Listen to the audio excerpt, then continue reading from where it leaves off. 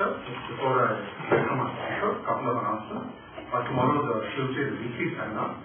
We have Dr. Joyita Sharma from the University of Toronto, who has recently authored a very important book on the history of Assam, speaking on meat, momos, and bhajati, the foodways of Himalayan travel and work, which is 3 o'clock tomorrow.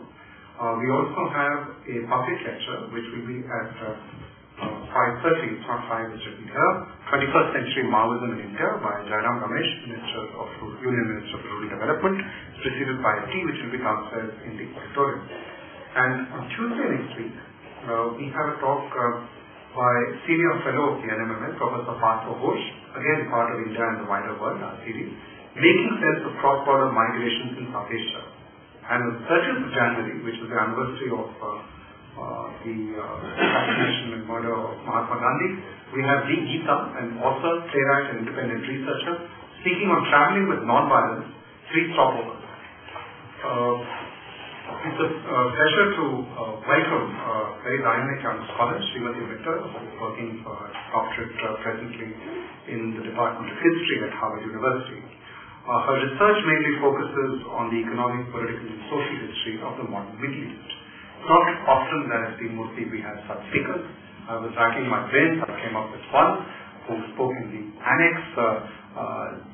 Lisa Call, Dr. Call spoke on the making of mythology in history, the case of the Gush Emunis, the settlers on the West Bank of Israel. I think Sreemati Vitta's talk is of particular and special interest, not only because of the topicality of the issue of Palestine, but because of the historic associations of India with the areas that now are Palestine and Israel. We were just remarking that the 3 statues include representation of the cavalry regiments which actually participated on behalf of the British Army and British Indian Army in the battles which led to the incorporation of the Mosul of Palestine into the British Empire at the end of 1918, of course, as a mandatory territory. One of the questions Sreemati Vitta's work raises looks extremely obvious until you realize that no one thought of researching it before. Palestine in the last 100 years has had at least 5 jurisdictions: Ottoman, British, Israeli, Jordanian, and Palestinian. And these are competing jurisdictions, obviously. And a lot of the context is about who the land does or does not, should or should not belong to, or who does or does not belong to that land. But as her research begins by posing a question, which is that even if your ruler changes, whether your territory is occupied or /liberated, you still have to bank that check, you still have to pay for your groceries, you still have to deal with currency. What is it that is significant about the history of money in Palestine? And one of the things significant is that it's difficult to think of the history of Palestine, which doesn't in some way touch upon the history of money. I'm especially struck by the subtitle of the talk. It says, The Case of the Frozen Bank Accounts of 1948. So without further ado, Jim. Thank you so much, Manish. Thank you all for coming out. And that's not one. Thank you so much for coming out to hear this talk. I'll begin where Mahesh started actually by saying that Sreemati itself, the statue itself, was dedicated to the fallen Indian soldier, particularly to soldiers who died fighting in Gaza during the Allied campaign during World War I. So it's a particular and very special honor for me to be able to come here today and to speak about Palestinian history. And of course, when we think about Nehru, he was a great supporter of the Palestinian cause from very early on.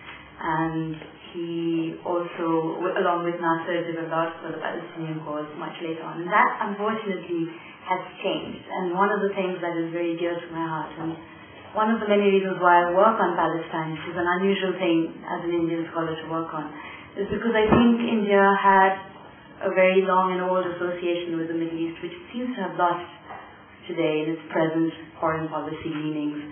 And I'd like to be in some small way part of a new movement to remind India of the role it once played and that it could still play in the Middle East today in supporting the Palestinian cause. So having said that, let me go into the substance of my talk today. My talk today revolves around a particular event that begins on Monday, June 20th, 1948. This was just about a month after the new Israeli government had just declared unilaterally its independence. And one of the first things that this new government did was issue an order to all the banks that were operating in what was Palestine and what had suddenly become Israel, issued an order to freeze all the bank accounts of all Arab Palestinian customers. And along with this freeze order, it also asked all the banks to stop all Arab transactions. Now this freeze order and the chain of events that it engendered is going to be the substance of my talk today. And I'm going to use the story as a prism through which to tell a larger story about what happened to a people in the absence of a state, and particularly in the absence of a sovereign bank and a sovereign currency of their own. Now, statelessness is generally thought of as a political condition. And what I'm going to try to insist here is that there's also a very important economic dimension to statelessness. And the fact that statelessness affects economic behavior in very particular ways. I'm going to make two sets of arguments today. The first, the broad argument, is just simply what I said today, which is that statelessness is not just a political condition, but it also is an economic condition. And it renders people particularly vulnerable to a kind of economic dispossession, which we'll talk about as I go into my talk. But the second part of my argument is equally important, and that is, as we'll see in the Palestinian case, this vulnerability caused by statelessness does not mean that the Palestinians were without agency. Because they were stateless for a 100-year period from the end of the Ottoman period, which is where I start my work, right up to the present day as we speak today, because of this long history of not having had a state or a bank or a currency of their own, they've been able to develop certain practices and certain ways around which to navigate these various ways in which they've been dispossessed of their assets. And this navigation, this finding a way out of difficult situations is what historians generally like to call agency. This is just a very fancy word to say that the Palestinians stood up for themselves and they fought for themselves in any way that they could. So, having said that, my argument has two basic parts. One is to show the vulnerability of Palestinians because of the fact of statelessness, and the second part of it is to argue that despite its vulnerability, the Palestinians had agency, and that they were able to protect themselves when it came to their financial rights in this context of statelessness. And when I was thinking about how to explain financial life to Palestinians in this very long 100-year period, I was thinking that the easiest way to do it would be to ask you to imagine it as to imagine financial life for the Palestinians over this 100-year period as a sort of pyramid. And if you could visualize a pyramid at which at the very tip are the colonial officials, whoever the colonial officials might be at any given point of time. So if you look at it, in the early 1900s, the tip of the pyramid would be comprised of Ottoman officials. If you look at the middle of the 1920s and 1930s, the tip of the pyramid would be comprised of officials of the British Mandate government. If you look at 1948, which is what we'll be spending most of our time on today, that tip of the pyramid would be comprised of the officials of the new Israeli government. If you look further on into time, right up to the present day, that tip continues to consist of people in the Israeli government. That's the very tip of what comprises financial life for the Palestinians. The middle of the pyramid is comprised of the banks, which we'll spend quite a bit of time talking about today. Now, these banks are in the middle of the pyramid because they are, on one hand, beholden to the people on the tip, which is the officials. They need the officials to give them their banking licenses.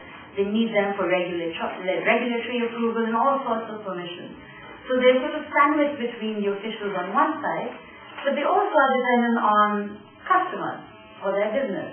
And these customers are comprised of Arab Palestinians, just ordinary Arab Palestinians, as well as, of course, the Jews of Palestine. And so the banks are in the middle of the pyramid. And at the very bottom, the base of the pyramid, are the people who are most numerous but the least powerful in the story, and that is the Arab Palestinians themselves. As a brief aside, when I talk about the Arab Palestinians, and I use the term Arab Palestinian just because it's the most accurate for the period I'm talking about today, which is the very end of the British Mandate period. Because during the Mandate period, the word Palestinian meant both Jew and Arab. So I often refer to them as Palestinians, which is the term we use today to denote people who are Arab Palestinians. Sometimes I use the word Arab-Palestinian because that's how they were denoted during the Mandate period. So this story that I'm going to tell of these people at the base of this pyramid, these Arab Palestinians, it's not just a story of Palestinians who were the elite, who have been the occupation of many of Palestinian historians, nor are they the Palestinian peasants who have also been the preoccupation of much of Palestinian historiography. These are actually the Palestinians who were what we would call the middle classes, just ordinary people who had some sort of interaction with the official and formal banking institutions of Mandate Palestine, but they weren't people with any particular power or any particular political interest. They were just bankers and lawyers and doctors and probably people like you and me, people who just had bank accounts, would have taken loans, wanted to get on with their lives, and had no particular interaction with the people on the tip or the people in the middle, just ordinary people. So, having said that, I'm basically going to talk about how these ordinary people at the base of the pyramid interacted with the banks who sat on top of them, and the officials at the top of the pyramid who controlled their lives. So we'll get to the story of what happened in 1948. If you can look at the timeline that I've handed out, you see that the story starts towards the end of November 1947, when the United Nations declares this partition plan, which announced the partition of Palestine into 2 states. This is announced on November 29, 1947. Shortly thereafter, the British government announces that it's going to terminate the mandate for Palestine. Immediately overnight, fighting breaks out all over Palestine. Does everyone have a handout? Mahesh has a few extra copies. So immediately overnight, fighting breaks out throughout the territory of Palestine. And if you look at the timeline, you see the first few days of this incredible sort of rush of events. Things happen very, very quickly. By December 1947, there are these swirling rumors of massacres of Arab Palestinian villagers by Jewish militias. These rumors lead to a mass flight of Arab Palestinians from their homes into neighboring countries. Those who lived in the northern parts of Palestine went to Jaffa. Those who lived in the south went to Egypt. Many went to Jordan. And Palestinian historians have been quite occupied with this question of why did so many Palestinians flee. The United Nations lists the number of refugees as of May 1948 as being at about 800,000 Palestinians. And that number doesn't include all the people who didn't register themselves as refugees at various UN offices in either Beirut or Jerusalem, nor does it include all the Palestinians who didn't leave the actual border of what became Israel or what became Jordanian or Egyptian occupied West Bank and Gaza. Because there were hundreds and thousands of people who just fled their villages to neighboring villages where they felt they would be safer. That 800,000 number does not include all these so-called internally displaced people. But so there are all these hundreds and thousands of people fleeing their homes. The British government has abruptly announced that it's going to terminate the mandate for Palestine. And on May 14, 1948, a series of ships leaves from Haifa, from the port of Haifa, back to London, and that's how the British adventure in Palestine comes to an abrupt end. If you look at the few days that I've got here, April, May 1948, you see what is happening at the banking side. Now, the banks are sort of left, like almost everyone else, unprepared for these events. They are trying to conduct banking business as banks always do. And I was very fortunate to be able, in the course of my research, to work at Barclays Bank's archives in England. And I was able to look at a lot of the correspondence files that the Barclays Bank managers in Jaffa and Jerusalem were writing back to their head offices in London. And there are all these letters which really give a sense of this sort of chaos and panic and absolute sort of uncertainty and also this delusion. Nobody actually knew that there would be a country called Israel which would continue to exist 60 years later. Nobody knew what would happen. You have these bank managers writing from Jerusalem to London saying, well, okay, so we have all these accounts. Shall we separate the Jewish accounts from the Arab accounts? And shall we separate our staff? Because the staff were, of course, completely mixed. Every single branch of Barclays had, Jewish and Arab customers, Jewish and Arab staff, Jewish and Arab security guards, and there was this very sort of situation in flux where nobody knew what to do.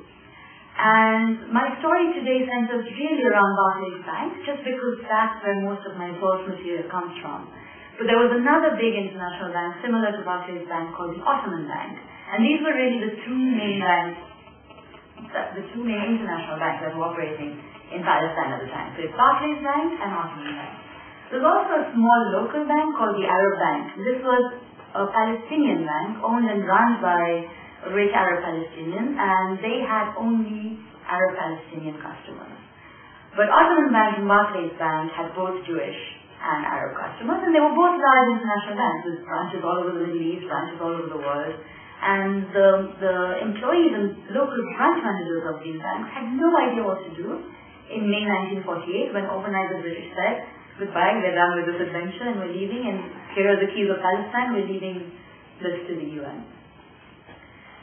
Now, on June 20th, 1948, the Israeli government, which has just been formed, has not yet received any official recognition from any country in the United Nations. Nobody really knows what to make of the Israeli state's sort of unilateral declaration of independence. On the 20th of June 1948, this unrecognized, newly formed government of Israel issues an order, which is where I started my story today, issues an order to every single bank operating in Palestine to freeze the accounts of all Arab Palestinian customers. The banks, initially when they receive this order, don't know what to do. They don't know what to make of it, so they basically do what banks do in general, they just ignore it. But then the Israeli government issues another series of orders threatening to revoke the banking licenses of both Barclays and Ottoman banks if they don't comply with the order. And that's when the local managers of these two banks write back to their head office asking, what should we do? And the head office, sort of deliberates for a while, and once again I was fortunate to be able to read these deliberations. And the conclusion is that they said, well, Israel is now, whether we like it or not, this is the country where we're operating. We operate in the territory of Israel under British mandate licenses, but those are probably no longer legal. And so, to be safe, because banks are nothing if not safe and cautious when it comes to protecting their interests, and so to be safe, we're going to comply with this order. And so by about August or September of 1948, both Barclays and Ottoman banks decide to freeze the accounts of all Arab Palestinian customers. Now these Arab Palestinian customers, as I said, have mainly become refugees and have fled themselves. They don't necessarily know that their accounts have been frozen. But then there's this one widow called Bahia Barakat, who had fled from Jaffa to Beirut, as many Palestinians had done. And she, in about November 1948, walks into Barclays branch in Beirut, deciding that she needs to withdraw all her money because it's becoming increasingly clear to her that she might not be able to return back to her home in Jaffa anytime soon. She goes into the branch in Beirut and asks for her money, and the response comes back, sorry, your money's there, your account statement is exactly what it was in May 1948, but you can't withdraw it because it's frozen. And she doesn't know what to make of it. And this, we can't give you your money, it's safe but it's frozen. This announcement goes out to every single Palestinian refugee who subsequently, in those months, November, December 1948, early into 1949, tried to withdraw their funds.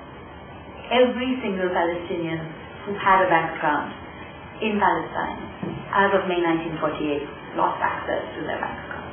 By December of 1948, the Israeli government has formed an office called the Office of the Custodian of Absentee Property. In Hebrew, it's, I don't know if there are any Hebrew speakers here, but it's apostrophe shel ha-nifkadim, which is an office that the Israeli government creates to officially take over in a custodianship, in a trusteeship, all the assets of all these Palestinian refugees, which the Israeli government defines as absentees. And the definition of an absentee is anyone, any Arab, who left their home as of November 1947. Not May 1948, not October 1948, but anybody who left their official place of residence as of November 1947. Every such person is defined by the Israeli government as being now an absentee, and every absentee who has any kind of physical or material property has now got that property vested officially in this office called the Office of the Custodian of Absentee Property. And as an aside to my story, one of the things that has really been remarkable in my study of the economic history of Palestine is the extent to which this kind of dispossession that I'm talking about, which is the substance of my talk today, but is the substance of my work at large, and which is not just an Israeli story, but it happened during the Ottoman period, it happened during the British period. There was always these forms of dispossession. What's really interesting about it is that it's always done in a very legal manner. It's always done exactly as the Israelis did, through laws, through legislation, through ordinances. It's not a land grab or an asset grab the way, let's say, the Soviets did after their revolution. This is all a very legalized and formalized form of taking away assets. And the language is very interesting. The language of the law, which I've sort of quoted right at the back of your handout, for those of you who are interested, is under the section on the second page called Key Terms and Names. You have actually the text of the Israeli absentee property law in translation. It's sort of this language of we'll hold it in custodianship during the time of war, and we'll hand, the impression being that, this is a temporary thing, we'll hand it back to you when the war was over. And really interestingly, this language, even the word absentee property law, is not something that the Israelis invented in 1948 for themselves. Where did they get this idea? They got this idea from the British Mandate Law books, of course, because there was a World War I era British law under the Defence Finance Regulation of 1916. And the British passed a regulation which allowed the British government to confiscate all the assets and land of any Austrian and German citizens who were living in British territory during World War I. And this confiscation was done under this, it was called the Prohibition Against Trading with the Enemy Ordinance. And a subsection of that ordinance was a law called the Enemy Property Law. And almost word for word, the Israeli government in 1948 took the text of that British law, that World War I era law, which was again used by the British during World War II to confiscate the property of all German and Austrian citizens living in British-controlled territory during World War II.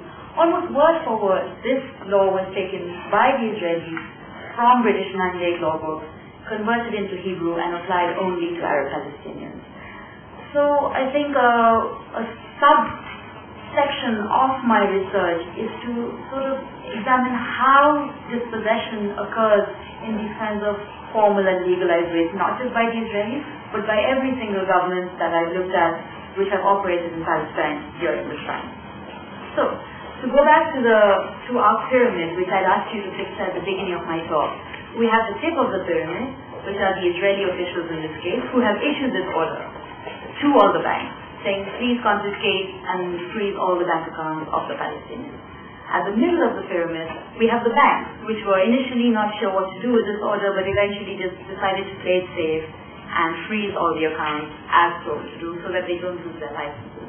And now we come to the heart of my story, which is the base, which is the ordinary Palestinians, people like this widow, Bahia Barakat, who was a refugee in Beirut, who walked into a bank and tried to get her money out and couldn't. People like Dr. Jabalji, who was an elderly doctor who lived and practiced in Jaffa and had fled to Beirut like so many other Palestinian refugees in 1947. He was a customer of Ottoman Bank, which was the second bank I talked about.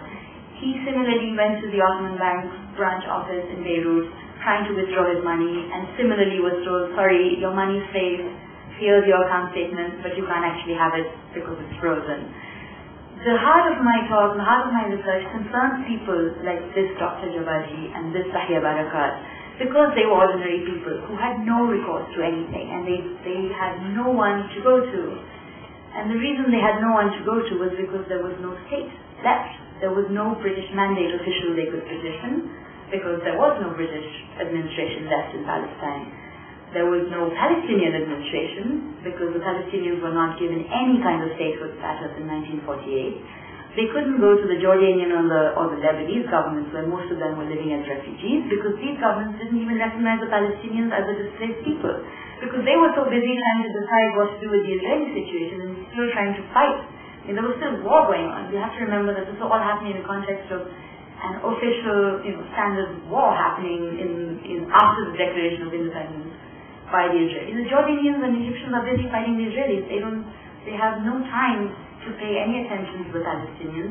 And the only time they even pay attention to the Palestinians, all they say is, well, don't formalize anything, don't sign any papers, don't do anything, because it's all temporary, and within 2 days you'll all go back to your homes and we'll have defeated the Israelis, so don't worry. So this precious amount of time when the Palestinians could have tried to go to the banks, could have tried to do something sort of as a one-on-one negotiation with their bank manager, they couldn't do anything because they had no representatives, certainly no political representatives and no state representatives to give them any sort of advice on what to do. Of course, the United Nations, by early 1949, had poked its nose into this whole affair as it would want to do and as it continues to do till today. The United Nations had formed, I think, in December of 1948 or early Jan 1949, a special committee, since the United Nations loves forming committees of all sorts. They formed a special committee called the UNCCP, which is the United Nations Committee for the Conciliation of Palestine.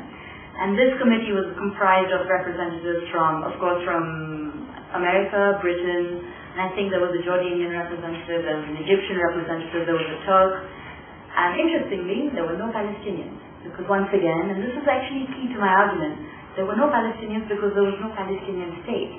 So even when there's been a committee formed at the United Nations to discuss this matter of Palestine, there are no Palestinians on the committee. Why? Because there's no such thing called Palestine. So there's this committee for the conciliation of Palestine that forms a working group to discuss what happens to these frozen accounts. But this working group can't even get all the parties to meet in one room. The Israelis meet in one room, the Arab states meet in the other room, and then there are these Turkish and American officials who go from room to room sort of trying to achieve some sort of agreement on what to do with these frozen funds. Now, in 1949, when all of this is happening, of course, the Israeli government is involved in these very long and complicated negotiations with the international community, and specifically with Germany, for all sorts of reparations arising out of the Second World War, arising out of the Nazi atrocities committed against the Jews. And that's a larger background to what is happening here. So at the very same time that the Israelis are negotiating and getting huge amounts of payments from Swiss banks, German banks, Austrian banks for all the amounts that were stolen and confiscated by these banks, at the same time that that was happening, they were doing pretty much the same thing to the Arab Palestinians. And the irony of this was not entirely lost on the international community. And one of the interesting, quite moving things for me, as I've done my research on this, is to look at the American diplomatic correspondence files and to see how much American diplomacy has changed in these last 60 years. Because in 1949, the American government was writing to the Israeli government saying, how can you be, on one hand, negotiating with the Germans and the Austrians and the Swiss banks for reparations, while at the same time ordering all these British banks to freeze the accounts of the Arab Palestinians. That was not something that was lost on the international community.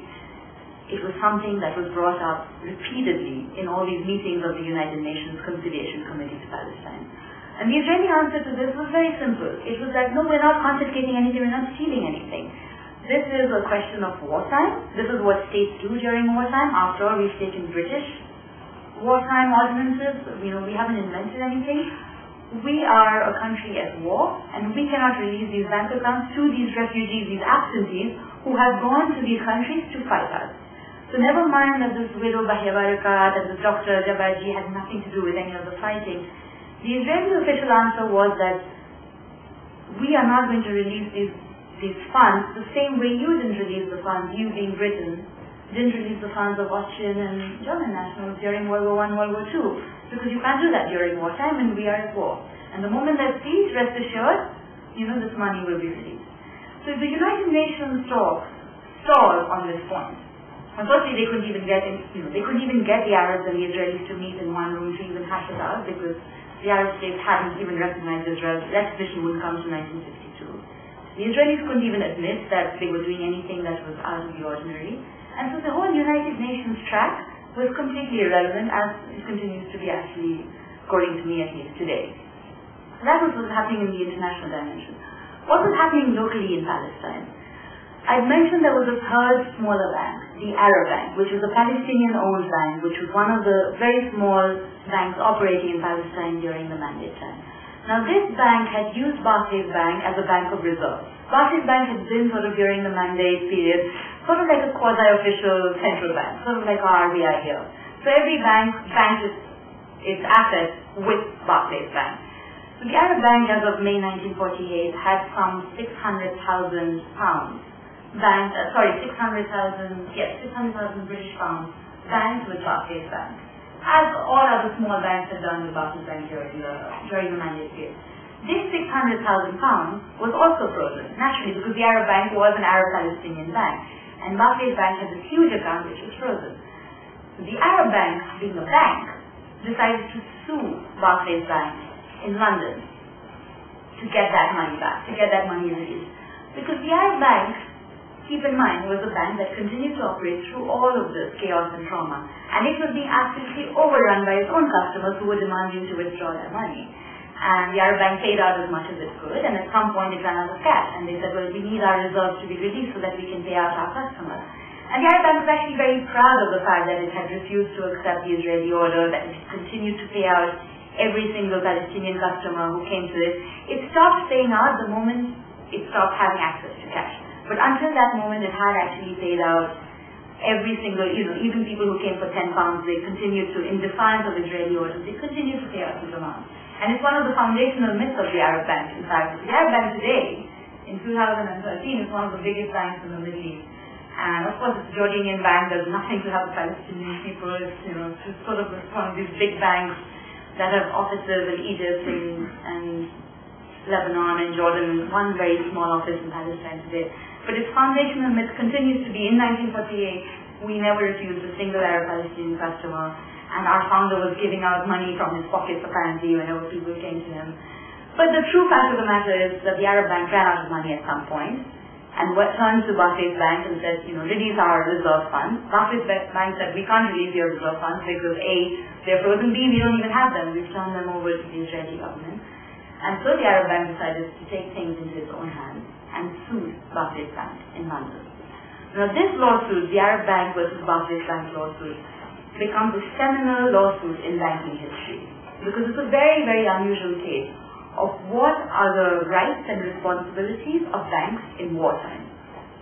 And the case revolves in the British law court around this question of was Barclays Bank right to have accepted the Israeli freeze order. In Barclays Bank's defense, it said Israel was a sovereign country at the time of the issuance of this order. This is June 20, 1948, so a month after Israel had declared independence. And Barclays' defense rested entirely on this point, that as a bank, the first rule of a bank is you obey the rules of the sovereign country in which you're operating. And since Israel was a sovereign country, we obeyed its rules, and so we're not at fault. The Arab Bank's challenge to the courts was that how this was not a sovereign country, Israel was not recognized, how can you withdraw, how can you freeze our accounts, and so on and so forth. The court went all the way up to the House of Lords, which was, and continues to be actually to today, the highest court of law in the UK, although now the House of Lords is being scrapped, which is a very good thing, but that's a separate matter. At that point in 1950, the House of Lords decided finally on this case, and decided in favor of Barclays Bank. And this was a seminal ruling again in banking history, where it said the rights and responsibilities of banks in wartime are such that a bank is beholden and it's incumbent on a bank. So yes, you have to respect the rights of your customers, but the rules of the country are paramount. And this is again very central to my argument. This thing about there being a country, and if there's a country, and it's a sovereign country, one has to follow its rules if one is a bank.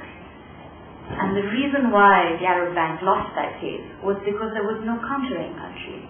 There was no Palestinian country to declare a similar rule ordering the banks to keep those funds liquid, to pay out their customers whenever they were challenged. And so Arab Bank lost that case. Now there were two young Palestinian lawyers, very, very young, they were in their 20s, who had come from Jaffa, but they'd moved to Jordan during the fighting of 1948. These two young Palestinian lawyers were watching this Arab Bank versus Barclays Bank case. And they realized that this case revolved around this one essential point that I've underlined, which is the question of was Israel a sovereign country, and if it was, then Barclays Bank has to obey the rules of the sovereign country. These two young Palestinian lawyers knew that Jordan, at that point, had not yet recognized Israel. as a sovereign country. It would do so very soon, once Israel and Jordan had signed a peace treaty the very next year. But as of 1950, which is when these two young lawyers were watching this Arab Bank versus Barclays Bank case play out, as of then, Jordan had not officially recognized Israel as a sovereign country. What did these two lawyers decide to do? They decided that they would find a couple of Palestinian refugees who would be willing to be a test sort of plaintiff in exactly the same case, whereby the plaintiff would sue the bank, but in Jordanian courts. So we come back to our widow, Bahia Barakat, and our doctor, Wahda Jabaji. These were the two very ordinary Palestinians who were the first to agree to be the plaintiffs in this test case. So these two lawyers, Aziz and Fuad Shah, they are their names, launched two parallel cases in the Jordanian courts in Jerusalem. Jerusalem at that point was a divided city, and there were two parallel cases launched against, one was Barclays Bank and the other one was Ottoman Bank. And both these people sued the banks to get their money back. And the case revolved on exactly the same points that the Arab Bank versus Barclays Bank case had revolved around in London, which is the question of what were the banks supposed to do when they were given such an order. The courts in Jordan decided in favor of the plaintiff for exactly the same reason that the courts in London had decided in favor of Barclays Bank. And that is that Israel was not a sovereign entity. It had not been recognized by Jordan, and hence Jordanian courts could not agree that Barclays Bank and Ottoman Bank should have obeyed this order, because this order was not a legitimate order, because it was not issued by a legitimate state. That was the ruling in the highest court in Jordan. The case took a few years. It finished, I think, in about April 1953, and Dr. Jabaji and Bahia Barakat won the case. Barclays Bank lost the case, and then Barclays Bank was left in this extremely uncomfortable position of having lost two lawsuits in Jordan, of having won one lawsuit in London, and not knowing what to do with the situation. Now, Barclays Bank was a very ambitious bank, and in the 50s was expanding very aggressively into the Middle East. It had just opened the day of the judgment in Jerusalem, in the Jordanian court. Barclays Bank had just opened a new office in Khartoum, in Sudan. So the Barclays Bank managers sort of didn't know what to do, and they had their heads in their hands and said, this is the most embarrassing thing for a bank. I mean, the worst thing for any sort of bank is negative publicity, because a bank thrives. Again, if you think about my pyramid, a bank is sort of sandwiched between the customers at the bottom and the officials on the top. The bank needs both of them. So Barclays Bank officials were very, very worried about having lost this lawsuit in Jordan. And I was very lucky to be able to actually see the board meeting minutes of all these sort of the meetings that the Barclays board had about this situation, because once again I was lucky enough to be able to access Barclays Bank's archives in England. And what happened was that the director of Barclays Bank basically went to the Foreign Office and begged the Foreign Office to help them out, saying, look, we've won the lawsuit in London, so we're clearly on some sort of legal, higher ground here, but we have lost the lawsuit in Jordan, and the newspapers in the Arab world were writing about this case, and it was really quite it was a scandal that these banks had stolen. It's a very evocative thing. Whenever the banks do anything, even today, the banks have stolen our money. It's a very easy headline to write, and those of you who are journalists will know how well that sells. And so Barclays Bank was extremely worried, went to the Foreign Office and said, please help us resolve the situation. The Foreign Office at that point was, of course, this is 1953, Britain is struggling under its own war debt. It's just lost India, it's just sort of giving up on empire, and it is really struggling economically. But the British government decided to help Barclays Bank, so they approached the Israeli government and said, let's do a deal. You release these funds, and we'll give you a loan for the exact amount of which represents the total sum of frozen Arab sum, which was at that point about 20 million UK pounds in 1948 terms. The Israeli government agreed, partly because it needed the money more than it needed to make the point.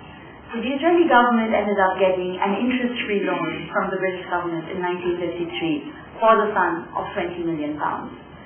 So This is, by the way, during a time when even India couldn't get interest-free loans. Nobody could get any loans from the British government because the British government was absolutely teetering on the verge of bankruptcy.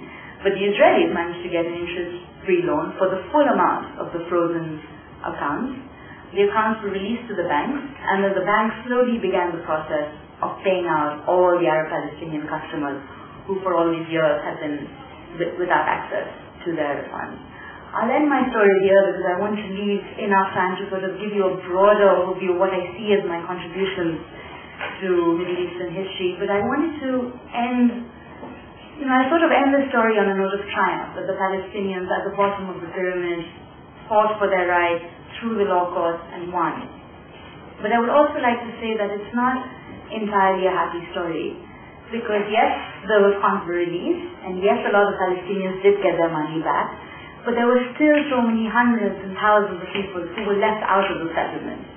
Not because of the bank, but because they had no access to the bank. You have to remember the Palestinians in the early 50s were completely scattered. They were all, they were sort of all over. There were Palestinians in Iraq, there were Palestinians in Egypt. Not all of them were able to come to Barclays Bank and claim their money all these years later. Many of them were dead. And there was one very particular and important group of Palestinians who, even if they were alive and willing, they still had no ability to get their money back. And this very important small group is the number, I think numbers about 25,000. So it's not a very large number of people. But these are all the Arab Palestinians who remained stuck in Israel in 1953. These were the people who were refugees because they had left their original homes, but they had never left the borders of Israel. And they were defined by the Israeli government not only as absentees, which is what all Palestinian refugees were called, but they were defined with a special term of present absentees. I mean, this is where we get into the realm of the surreal. So these 25,000 present absentees, who were actually Arab Palestinians who were stuck within Israel and who live in Israel till today, whenever you hear about the Arab Israelis, these are the descendants of these present absentees. These people had no way to go to Barclays Bank and say, give me my money back. They were just completely left out of the settlement. And when I was conducting research on this project, I actually went to the Galilee region in northern Israel, which is where a lot of these present absentees, a lot of Israeli Arabs live in the Galilee region. And it was incredibly moving because I went from house to house talking to from person to person. And one of the ways in which I did my research, which we can talk about a bit if you'd like during the Q&A session, a very important source of my work, apart from all the archival materials that I look at, is oral sources. So basically what I did was I would always show up at some village and talk to all the people I could find who were about the age of 80. And these turned out to be the most important, really the heart of my work. So I went to, for example, this village called Tashiha in northern Israel, and I talked to this very elderly Arab Palestinian man who was about 80 when I spoke to him, and he had been a young boy in 1948, and his father had lost all his money during this whole story. He never got his money back. And as this elderly man tells me the story, he died a very bitter man, and he never ever trusted a bank again, because he lost all his money in 1948 and never got it back. So, despite this being a story of Palestinian agency and Palestinians fighting for their rights and Palestinians winning, at least in this one small particular case, at least getting their money back, it still has to be remembered that there were many Palestinians who were left out, and this really is a story, at the end of the day, of dispossession and vulnerability and loss. I'd like to end my story here, because I think we're running out of time. But very briefly, just to withdraw from the story of 1948 and the frozen funds, I'd like to talk about what I see as my own contributions to the field of Middle Eastern history and to history more broadly, which might interest some of you who have no real interest in the Middle East as such. I think firstly, the contribution would be to remind people that statelessness, the fact of statelessness, is not just a political condition. I was very influenced by Hannah Arendt's work where she writes her work on totalitarianism. Right? What is it called? The Origins of Totalitarianism, where she writes about this question of this concept of the universal rights of man. And she sort of argues that it's all very nice and well to have this idea of the universal rights of man, but it's meaningless without the state system. Because if you have nobody to enforce those rights of man, if there's no state, and the state is the only body that can enforce those rights, then the rights of man are absolutely meaningless. And I think in many ways my project is a direct offshoot of all her thinking about states. And I sort of realized how my project can sound like a defense of states. And, I don't think that states are always do the right thing, or that they even ever do the right thing. But in this case, I do think that if the Palestinians had been able to have a state of their own in 1948, if they had had a seat at that table at those UN talks, if there had been some person that the Palestinians could have gone to and said, these banks are taking our money to do something, I do think that the story would have turned out differently. So I think my broadest contribution is to remind people that statelessness does have very specific economic dimensions which are not usually thought of. And then more generally in the field of Middle Eastern history, I would say my contributions are in many ways to write into history these middle classes. People like this widow, Bahir Barakat, people like this Dr. Wahbe Jabarji, people like the lawyers, Fouad Aziz Shahadeh, who fought this case and won. These people are also often ignored in Middle Eastern historiography, particularly in Palestinian history, because nobody's really written about the middle classes because their story has seemed to be less dramatic than either the story of the politicians who were fighting, people like Hajjamin Husseini, who were fighting for the Palestinian cause, or the story of the peasants and the landless people who were losing out, during the Mandate period, who lost out completely after Zionism came to the fore. These middle classes, people who wanted to just do their business, who just wanted to, take loans and who wanted to be able to go to the bank the next day no matter who's in charge. These people have largely been absent from the history books in Palestine, and I think in many ways my project brings them back to the story. And lastly, I think one of my other contributions is in my use of very diverse sources. I was trained as an economist and a banker, and I think that really helped me when I was accessing all these Barclays bank sources, because I was unable to read balance sheets, board meeting minutes, and extract from them what I need in order to be able to tell this story.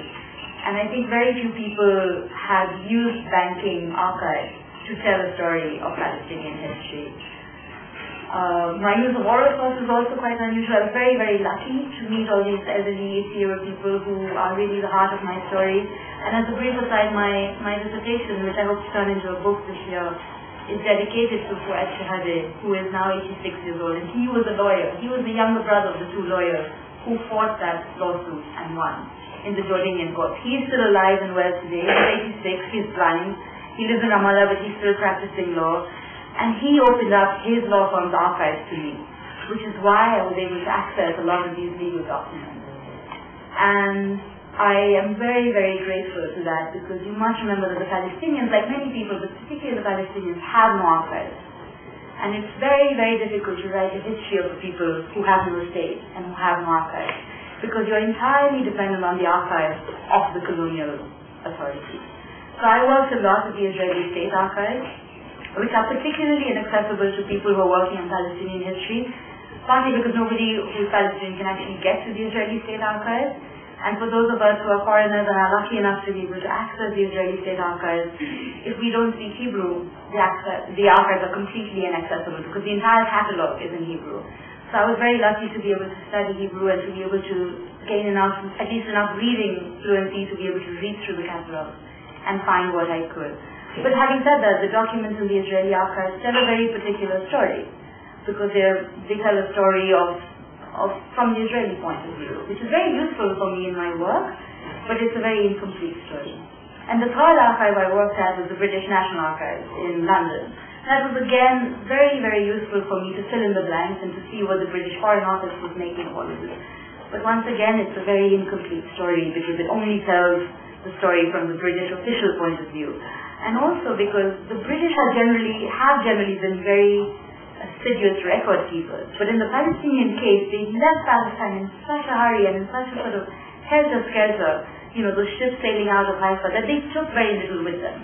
They only took the documents that they felt were most essential for their own record keeping. So these were mainly documents to do with British policy in Palestine, and a lot to do with land transactions, which was a very thorny issue throughout the Mandate years. But all these records of these lawsuits, these banks, and all the things that comprise financial life in Palestine during the mandate, all of that has been lost to history, either destroyed in the fighting or just sitting in the Israeli archives and nobody can access them because they haven't been catalogued. So I would say that the last of my contributions is this that I've been lucky enough to access the bank's archives, to be able to access the Palestinian lawyers' archives, and to be able to tell a story which otherwise would not have been told. And I think I should end there. Thank you.